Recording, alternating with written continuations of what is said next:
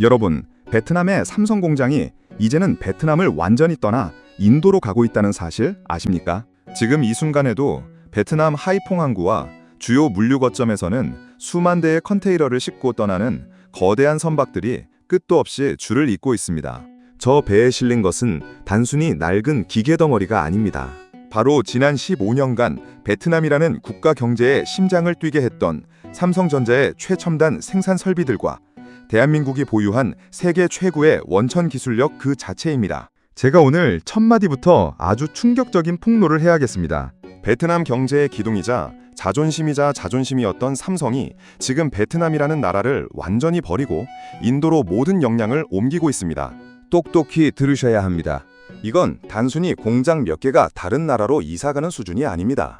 베트남이라는 신흥 제조업 강국이 사실상 경제적 파산 선고를 받았음을 알리는 처절한 장례식 종소리나 다름없습니다.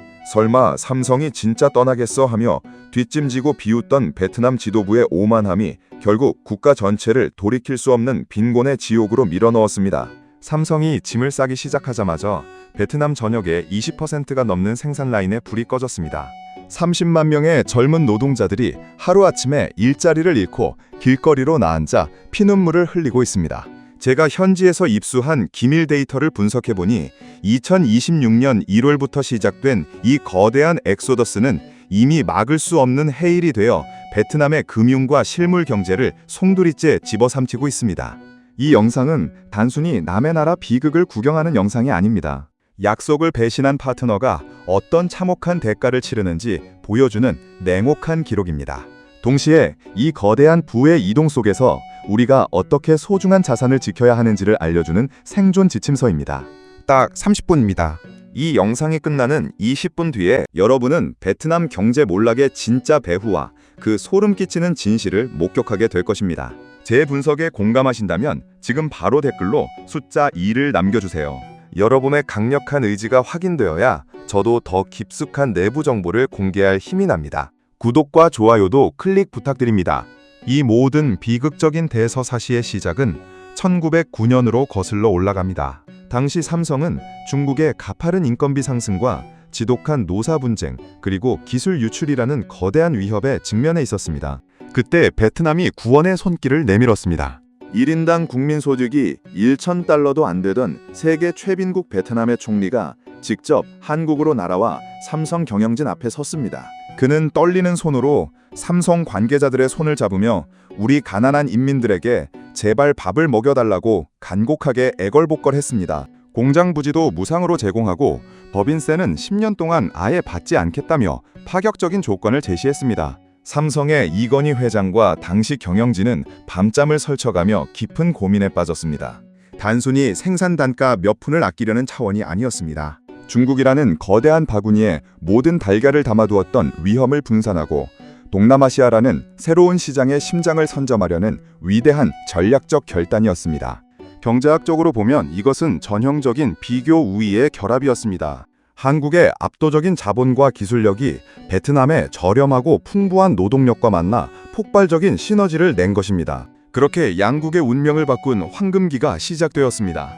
불과 1년 만에 척박하던 박민성 들판에는 세계 최대 규모의 스마트폰 공장이 들어섰습니다.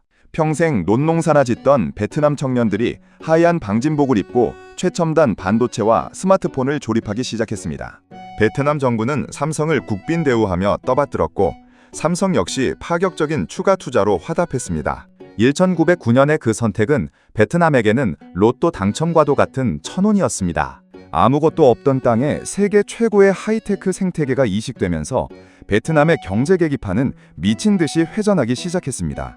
삼성이 들어오고 나서 박민성과 타이응 우옌성은 상전벽해라는 말이 무색할 정도로 변했습니다. 흙먼지 날리던 시골길은 4차선 아스팔트 도로로 변했고 가난에 허덕이던 농부의 자식들은 삼성에서 주는 월급으로 부모님께 효도하며 번듯한 새집을 올렸습니다. 베트남 총리가 준공식에서 떨리는 목소리로 삼성은 베트남의 영원한 가족입니다 라고 외치던 그 순간을 기억하십시오. 그때는 그 진심이 영원할 줄 알았습니다.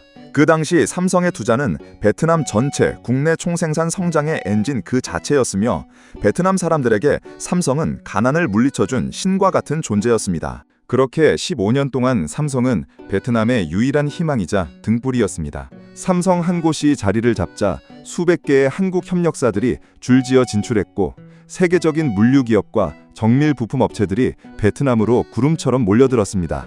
이른바 삼성 생태계라는 거대한 경제 제국이 구축된 것입니다. 이건 경제학에서 말하는 클러스터 효과의 정석입니다.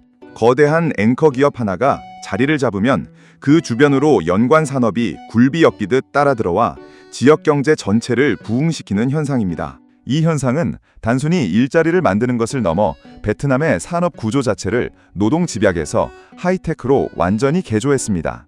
2014년 타이 응우엔성의 두 번째 거대 공장이 완공되었을 때 전 세계 갤럭시 스마트폰의 절반이 베트남에서 생산되었습니다. 지구촌 사람 2명 중 1명은 베트남 청년들의 손을 거친 전자기기를 사용하게 된 것입니다. 삼성이 벌어다주는 달러가 베트남 전체 수출의 20%를 상회하기 시작했습니다. 1인당 소득은 불과 10년 만에 3,000달러를 넘어섰고 베트남은 동남아시아의 신흥 제조업 강국으로 우뚝 섰습니다. 베트남 사람들은 삼성 덕분에 오토바이를 사고 새 집을 지으며 중산층의 꿈을 키웠습니다. 대한민국 기업 하나가 베트남이라는 나라 전체를 통째로 먹여 살렸다고 해도 과언이 아닙니다. 제가 당시 현지 데이터를 뜯어보니 베트남 대졸 신입사원들이 가장 가고 싶어하는 직장 1순위는 언제나 삼성이었습니다. 삼성 공장 주변에는 삼성을 대상으로 하는 식당과 하숙집들이 수천 개씩 생겨났고 지역 경제의 혈액순환을 담당하는 핵심 핏줄 역할을 했습니다. 이건 경제학에서 말하는 승수 효과의 극치였습니다. 삼성이 1달러를 벌면 베트남 사회 전체에는 5달러 이상의 경제적 파급 효과가 나타났습니다. 삼성이 월급을 주는 날이면 박린성 시내 전체가 축제 분위기였습니다. 상인들은 한국인들만 보면 엄지를 지켜세우며 고마워했습니다. 하지만 이런 풍요가 영원할 줄 알았던 베트남의 마음속에 독버섯 같은 오만함이 피어오르기 시작했습니다. 그들은 착각했습니다. 삼성이 베트남을 절대 떠날 수 없을 것이라고 자신들이 삼성의 목줄을 쥐고 있다고 믿기 시작한 것입니다. 호의가 계속되니 그것을 권리로 착각하기 시작한 인간의 이기심이 서서히 고개를 든 것입니다. 2021년경부터 베트남 내부 분위기가 묘하게 변하기 시작했습니다. 경제가 좀 살만해지고 배가 부르기 시작하자 이제 삼성 없이도 우리끼리 충분히 잘 살 수 있다라는 목소리가 커진 것입니다. 이건 행동 경제학에서 말하는 소요 효과와 낙관 편향의 전형적인 사례입니다. 이미 손에 쥔 풍요를 당연한 것으로 여기고 미래의 치명적인 리스크를 과소평가하는 것입니다. 배부른 돼지가 주인을 문다는 말처럼 삼성이 우리 노동력을 착취하고 부를 독점한다라는 황당한 프레임이 언론을 도배하기 시작했습니다. 베트남 정치권은 대중의 포퓰리즘에 편승하여 반기업 정서를 부추겼습니다. 국영 언론들은 마치 삼성이 베트남의 국부를 빨아먹는 흡혈귀인 것처럼 자극적인 기사들을 매일같이 쏟아냈습니다. 거리에는 임금을 당장 대폭 올리라는 시위대가 등장했고 삼성의 핵심 공정 기술을 무상으로 이전하라는 어이없는 요구까지 터져나왔습니다. 베트남 정부는 공안을 동원해 이를 제지하기는커녕 오히려 뒤에서 미소를 지으며 방관했습니다. 삼성을 길들여서 더 많은 것을 뜯어내겠다는 지독한 탐욕이 싹튼 것입니다. 이때부터 삼성 경영진의 표정은 급격히 어두워지기 시작했습니다. 이재용 회장은 베트남 지도부를 만날 때마다 과거의 약속을 지켜달라고 간곡히 호소했지만 그들은 겉으로만 웃으며 뒤에서는 세금을 더 거둘 칼날을 갈고 있었습니다. 베트남의 젊은 청년들은 소셜미디어에서 한국을 비하하고 삼성을 조롱하는 영상을 보며 환호했습니다. 그들은 자신들의 부모님이 어떻게 가난을 벗어났는지 불과 10년 전의 기억을 모두 잊어버린 것입니다. 성장의 달콤함에 취해 그 성장을 만들어낸 뿌리를 스스로 갉아먹기 시작한 베트남의 오만함은 결국 파멸의 길로 그들을 인도했습니다. 외국 자본이 가장 두려워하는 것은 불확실성과 제도적 배신입니다. 베트남은 투자자들이 가장 혐오하는 반기업 정서라는 독약을 국가 전체에 퍼뜨리고 있었습니다. 그들은 자신들이 파놓은 함정에 스스로 빠지고 있다는 사실을 전혀 눈치채지 못했습니다. 배신은 곧 구체적인 행동으로 이어졌습니다. 2022년 베트남 정부는 10년간 보장하기로 했던 법인세 감면 혜택을 일방적으로 파기하겠다고 통보했습니다. 세율을 무려 3배나 올리겠다는 날강도 같은 결정을 내린 것입니다. 이건 투자 유치 당시의 약속을 정면으로 위반한 신뢰의 파산입니다. 경제학에서는 이를 홀드업 문제라고 부릅니다. 기업이 막대한 자금을 투자하여 발이 묶인 상황을 교묘하게 이용해 국가가 줬던을 일방적으로 바꾸어 이익을 수탈하는 비열한 행태입니다. 뿐만 아닙니다. 사전 협의도 없이 환경 규제를 미친 듯이 강화하고 최저임금을 20%나 올리라며 삼성의 목을 죄어왔습니다. 삼성은 15년간 쌓아온 신뢰를 생각해서 처음에는 고통을 참아냈습니다. 수조 원의 추가 비용을 감수하며 베트남 정부의 무리한 요구들을 묵묵히 들어주었습니다. 하지만 베트남은 삼성의 인내를 약점으로 착각했습니다. 더 세게 밀어붙이면 더 많은 것을 내놓겠지 하는 아니라고 멍청한 계산을 한 것입니다. 마치 황금알을 낳는 거위의 배를 가르면 한꺼번에 모든 황금을 얻을 수 있다고 믿는 어리석은 농부처럼 말입니다. 베트남 당국은 심지어 삼성 공장의 전력 공급을 고의로 제한하며 생산 라인을 멈추게 하는 몰상식한 행패까지 부렸습니다. 정전이 발생할 때마다 수천억 원의 손실이 발생하는 삼성의 절박한 입장은 안중에도 없었습니다. 그들은 삼성에게 너희는 우리 땅 없이는 아무것도 못하잖아 라는 고압적인 태도로 일관했습니다. 2026년 4월의 이 차가운 글로벌 경제 시황 속에서 베트남의 이런 행동은 자살 행위나 다름없었습니다.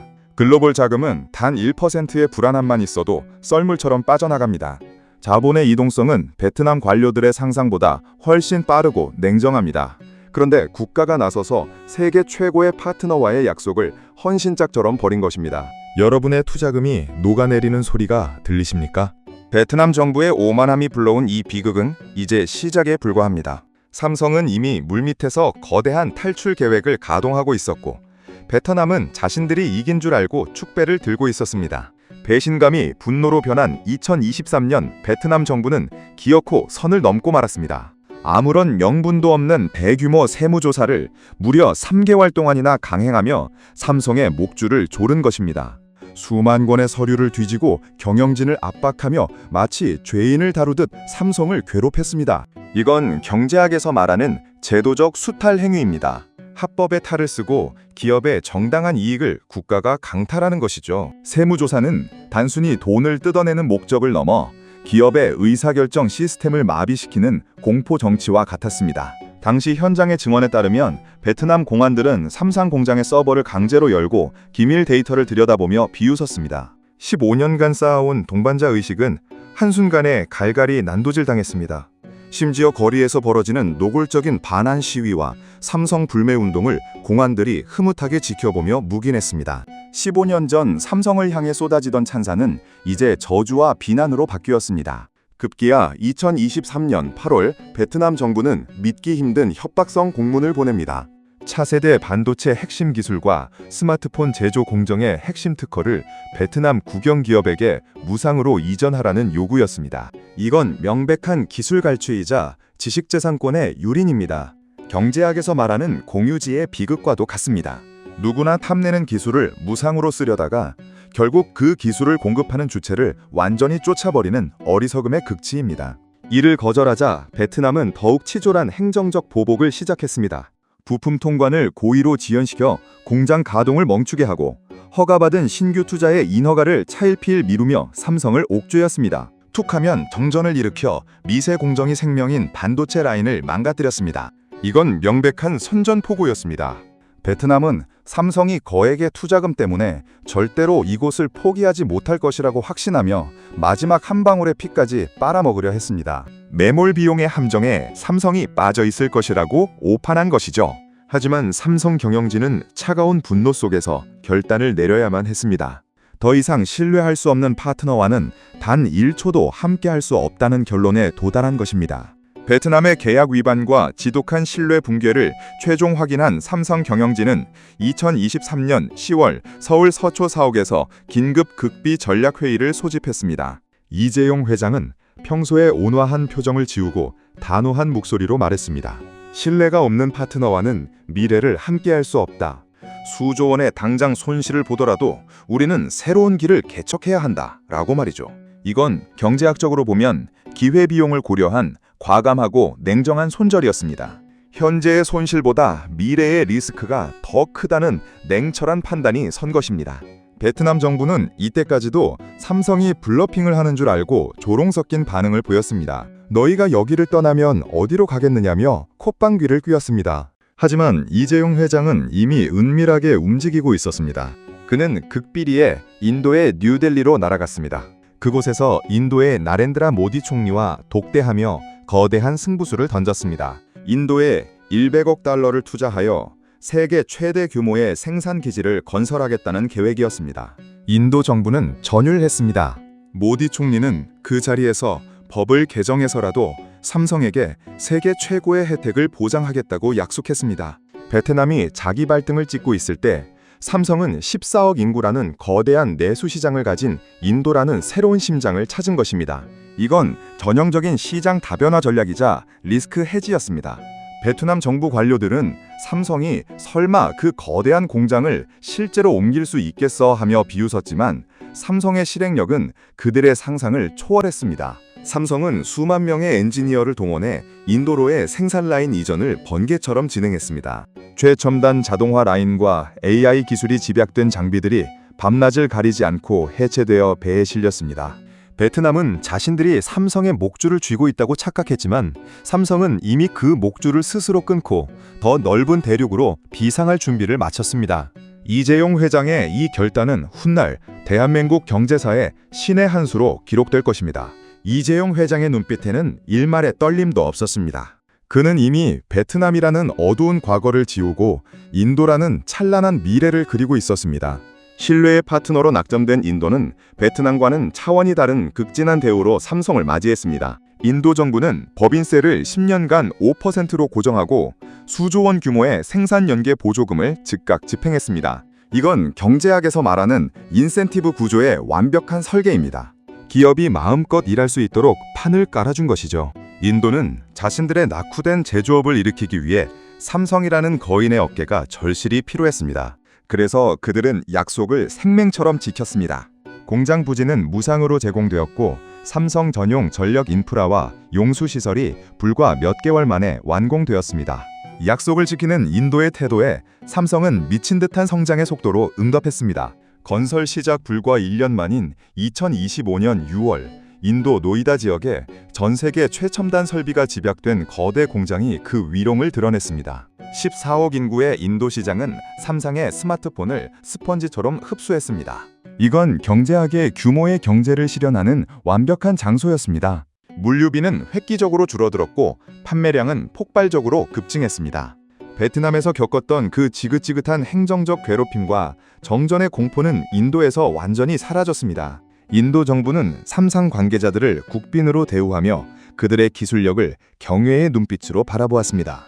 삼성이 인도의 디지털 혁명을 이끈다는 찬사가 매일같이 쏟아졌습니다. 신뢰라는 가장 값진 화폐가 어떻게 비즈니스를 폭발적으로 성장시키는지 완벽한 사례였습니다. 삼성의 인도 공장 가동은 단순히 생산기지의 이동이 아니라 글로벌 공급망의 거대한 재편을 의미했습니다. 인도는 삼성이라는 거대한 고래를 품음으로써 단숨에 세계 제조업의 중심으로 떠올랐습니다. 반면 베트남은 자신들이 버린 보석이 다른 나라에서 찬란하게 빛나는 것을 지켜보며 서서히 공포에 휩싸이기 시작했습니다. 삼성이 인도로 옮겨간 설비들은 베트남이 가장 탐내던 최첨단 장비들이었습니다. 베트남은 그 장비들을 빼앗으려다 결국 녹슨 고철덩어리만 남은 빈 공장만 허망하게 쳐다보게 되었습니다. 2025년 말부터 2026년 초까지 삼성이 떠난 베트남의 풍경은 그야말로 참혹한 지옥 그 자체였습니다. 삼성이 짐을 싸서 떠나자 1,200개가 넘는 한국 협력사들도 뒤도 돌아보지 않고 썰물처럼 빠져나갔습니다. 이건 경제학에서 말하는 역승수 효과의 무서운 본보기입니다. 핵심 기업 하나가 빠지자 그와 연결된 수많은 일자리와 부가가치가 도미노처럼 처참하게 무너져 내린 것입니다. 삼성이 있던 박민성과 타인구엔성은 한순간에 유령 도시로 변했습니다. 수만 채의 하숙집은 텅 비었고 삼성 직원들을 대상으로 장사하던 식당과 상점들은 하루아침에 문을 닫았습니다. 공장 단지에는 거미줄이 치고 잡초만 무성해졌습니다. 부동산 가격은 반토막을 넘어 70%까지 폭락하며 베트남 중산층의 자산은 한여름 밤의 꿈처럼 사라졌습니다. 은행 대출을 받아 무리하게 상가를 샀던 은퇴자들은 파산했고 삼성의 월급으로 행복한 미래를 꿈꾸던 청년들은 다시 고향으로 돌아가 농사를 지어야 했습니다. 베트남 전체 수출의 20%가 증발하자 국가 재정은 파탄 직전에 몰렸습니다. 경제 성장률은 6%에서 1%대로 곤두박질 쳤고 거리에 나앉은 청년 실업자들은 정부를 향해 분노의 함성을 쏟아냈습니다. 외환 보유고가 바닥나며 베트남 동화의 가치는 날개 없는 추락을 시작했습니다. 수입 물가는 폭등했고 평범한 인민들의 삶은 15년 전에 처참한 가난으로 되돌아갔습니다. 다른 글로벌 기업들인 애플과 인텔마저 베트남의 신뢰 상실을 목격하고 투자 계획을 전면 철회하며 인도로 발길을 돌렸습니다. 베트남은 이제 아무도 찾지 않는 버려진 땅이 되었습니다. 신뢰 자본이 바닥난 국가는 시장에서 외면받는다는 냉혹한 진실을 그들은 너무 늦게 깨달았습니다. 베트남 총리가 뒤늦게 한국으로 날아와 이재용 회장의 바짓가랑이를 붙잡으며 애걸했지만 이미 엎질러진 물이었습니다. 신뢰를 잃은 국가에게 두 번째 기회는 없었습니다. 여러분, 베트남 자산 가치가 왜 바닥을 치고 있는지 이제 이해가 가십니까? 오만함과 배신이 불러온 국가적 몰락의 현장입니다. 자본은 가장 안전한 곳을 찾아 흐른다는 단순한 진리를 무시한 대가는 이토록 가혹했습니다. 오늘 우리는 베트남이라는 신흥 강국이 어떻게 자신의 오만함 때문에 스스로 몰락의 길을 걸었는지 똑똑히 목격했습니다. 이 비극적인 사태가 주는 교훈은 냉혹하고도 명확합니다. 국제 비즈니스 세계에서 가장 귀중한 자산은 금도 달러도 아닌 바로 신뢰라는 것입니다. 베트남은 상대의 호의를 권리로 착각했고 기업의 투자를 인질로 삼으려 했습니다. 하지만 자본은 차갑습니다. 수익보다 무서운 것이 불안정성이고 배신당한 기업은 절대로 뒤를 돌아보지 않습니다. 이건 경제학의 기본 원리인 유인 구조와 신뢰 자본의 중요성을 망각한 결과입니다. 국가의 약속이 헌신짝처럼 버려지는 곳에 머물 바보 같은 기업은 세상에 없습니다. 단기적인 포퓰리즘과 자국 우선주의에 취해 세계 최고의 파트너를 걷어찬 베트남의 미래는 이제 어두운 터널 속으로 들어갔습니다. 이건 베트남만의 이야기가 아닙니다. 우리 투자자들에게도 뼈아픈 교훈을 줍니다. 국가의 도덕성과 신뢰도가 무너진 곳에 투자하는 것이 얼마나 위험한지 지표 이면에 숨겨진 정치적 리스크를 읽지 못하면 여러분의 소중한 자금이 어떻게 삭제되는지 똑똑히 기억하십시오. 국가 리스크는 그 어떤 수익률로도 상쇄할 수 없는 치명적인 변수입니다. 겉으로 보이는 화려한 성장률 수치에 속지 마십시오. 그 성장을 지탱하는 신뢰의 뿌리가 얼마나 깊은지 반드시 확인해야 합니다. 위기는 준비되지 않은 자에게는 파멸이지만 깨어있는 자에게는 새로운 기회를 찾는 눈이 됩니다. 오늘 제가 전해드린 이 전율 돋는 베트남의 몰락사가 여러분의 소중한 자산을 지키는 강력한 방패가 되었기를 바랍니다. 이제 우리는 인도의 부상과 대한민국 기업들의 새로운 도약을 지켜봐야 합니다. 세상의 중심은 이동하고 있고 신뢰를 지키는 자만이 그 주인공이 될 수 있습니다. 시청자 여러분, 이제 댓글로 여러분의 생각을 남겨주십시오. 베트남의 배신을 보며 무엇을 느끼셨습니까? 여러분의 소중한 의견이 대한민국 경제를 지키는 힘이 됩니다. 구독과 좋아요로 이 위대한 통찰의 여정을 함께 해주십시오. 저는 여러분의 자산을 끝까지 지켜드리는 든든한 동반자가 되겠습니다. 긴 시간 시청해주셔서 감사합니다. 흔들림 없는 눈으로 시장을 보시고 반드시 살아남으십시오. 대한민국 경제의 앞날에 행운이 깃들기를 빌며 오늘 이야기를 마칩니다. 감사합니다.